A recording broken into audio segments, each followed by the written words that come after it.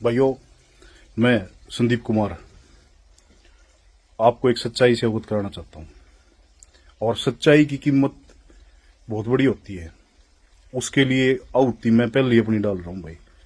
भाई भगत सिंह ने भी अपना त्याग कराया था। भगत सिंह ने भी अपना जीवन खत्म करना पड़ा जब यू देश जाग गया था। और आज यू देश जब जागेगा जब हम सच्चाई की राह पर कुर्बान होंगे, जब यू देश जागेगा। नहीं इतने यू देश जागे नहीं। एक भ्रष्ट पुलिस अफसर है जिसने सदर थाना मर्डर में इसने पैसे लिए। इसने राव इंद्रजीत को निकालने के लिए 50 करोड़ की डील कर रखी थी। जहां पे एक ईमानदार पुलिस अफसर जो इसके सामने अड़ा वो नरेंद्र बिजानिया था। जहां पे इन्होंने कभी भी इतने दिन पोस्टिंग रही, कोई भी इनको भ्रष्टाचारी तो छोड़ो भाई सब, मतलब यो आदमी तो इस आदमी था ईमानदार, अपनी तनख्वाह में गुजारा करनी है। इसने जो भला उसका दम मुलाजिमा का भला कराया। लेकिन आईजी जिस दिन तक पोस्टिंग हुआ उससे दिन तय इन्हें क्या कराया, इन अपने जातिवाद पे देखा भैया इस ऑफिस में जाति के इनको हटाओ, इनको हटाओ, इनको हटाओ। अपना ले जो करप्ट आदमी छाट छाट कर वो लगाने स्टार्ट कर दिए। उन आदमियों ने क्या कराया, फाइल जिनका उन्हें बेरा था भाई इस फाइल में कोई क्लेरिकल मिस्टेक है, कोई जिम्नी रहेगी, कोई और चीज रहेगी, वह चीज करके न मुलाजिम बुलाए, टॉर्चर करें, पीछे मांगे। हाँ, महिला पुलिस कर्मियों का भी ट्रांसफर के नाम पे यौन शोषण हुआ वहां पे। इनकी जब सीडीआर आईपीडीआर चेक करी जाओगी आपको कन्फर्म हो जाएगा। मेरी बातों में सच्चाई है, बिल्कुल सच्चाई है मेरी बातों में। मैं झूठ नहीं बोल रहा किसी बात पे भी। इन्होंने वहां पे ऐसा कारम मचा दिया। अरे इस कोई मुलाजिम जंदा किसी तक भाई यह चीज कोई अर्ज मर्ज के लिए जंदा नहीं भाई। बाहर सुशील खड़ा पीछे दे भाई, पीछे दे भाई। अरे खसमो, थम न्याय की कुर्सी बैठे हो, थम क्या के पीछे मांगो भाई। एक आदमी पहले व्यापारी वर्ग एक बढ़िया है, बेचारा परेशान है वो। उसने पहले गुंडे जान तमाड़ की धमकी दे रही है, उसने बोला आगे नर थामो टॉर्चर करने लग रहे हो भाई। के हंगा बता रहा भाई, या कुर्सी मिल रही है या झाई तो मिल रही है, होगी बेतरी इसी गराली आई है सब होगा इसका साड़ा बह मिल ले भाई। हो गए भाई आयोग में ये इस दुनिया में सबसे ठंडे राज्य हैं क्या ये अड़े? ये राज्य नहीं है भाई, जनता राजा होती है, न्याय जनता करती है हमेशा। और आज मैं आपको सच्चाई बता रहा हूं, आपको सच्चाई से रूबरू करवा रहा हूं। इनकी भ्रष्टाचार की जड़ें बहुत गहरी हैं। जो दरखास्त इनके खिलाफ कंप्लेंट हुई थी उसी भ्रष्टाचार से डर के इसने सुसाइड कराया है। एक चीज और मैं बता देता हूं, जब हमने सुशील को पकड़ा था वहां पे गनमैन को, तो इसने रास्ते मृत्यु बताई। बोले एक चीज तो और रहेगी, मां के रहेगी भाई। बोले मैं ना एक जगह तो और मंथली कलेक्शन करके लेके आया था और वो पीछे डैशबोर्ड में रह गए। धर्मेंद्र ड्राइवर उस गाड़ी ने लेकर नए उड़ गया है। धर्मेंद्र और सुशील कुमार उस गाड़ी में दो आदमी थे। जब इसको पकड़ा गया, इसको शामिल जांच होने के लिए नोटिस दिया था। इन्होंने बोला ठीक है कोई दिक्कत नहीं, बोले आप सर बैठे हैं 10 मिनट में बाहर में, चलो मेरा बाल पाड़ सकते हो।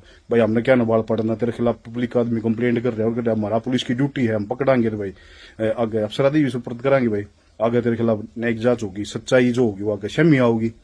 लेकिन इनका भाई अहंकार इतना करड़ा था, अगर कुछ नहीं। हाँ, जब नू देखा भाई तेरे पटली तेरा पाप का गड़ा भरली आई, प्रकाष्ठा होगी तेरी, जब इस आदमी ने केवल भाई तू बदनाम होगा और परिवार की राजनीति में भी नुकसान पड़ेगा, सारी चीजों में नुकसान पड़ेगा। इसने अपने परिवार को सबको बचाने के लिए सुसाइड की है। ये बात नहीं है कि भाई इसके साथ अरे बड़ी बड़ी जांच चल रही है आदमी की।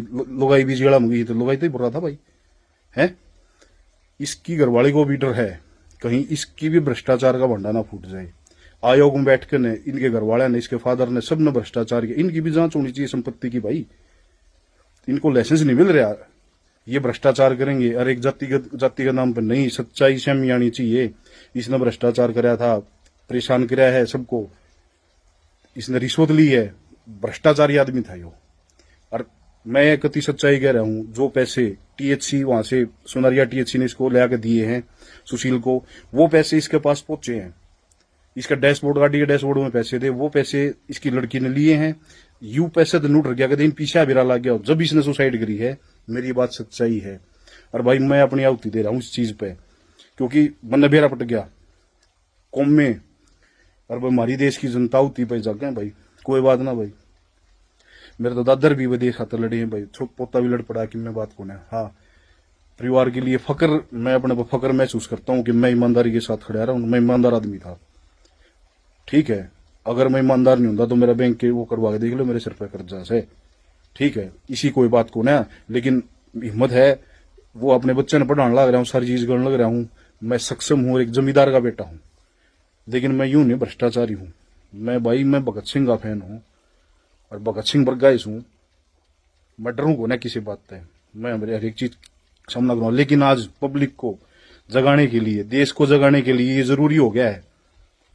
अब इस सच्चाई की लड़ाई में पहली आवती में, अरे इतना ईमानदार आदमी रहे जो डीजीपी रहे, अरे या ये लोग भी, अरे ये जो काले को हुए बैठे हैं, ये केवल इसलिए अब यो चला जा रहा, हम फिर खुली मलाई खावा, कति खुली मलाई खावा।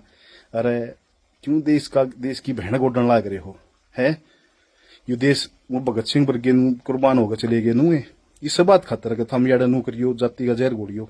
आज उन जो जिंदे होंगे तो शर्म आंदी, हम किन आदमी खातर लड़ गए हैं?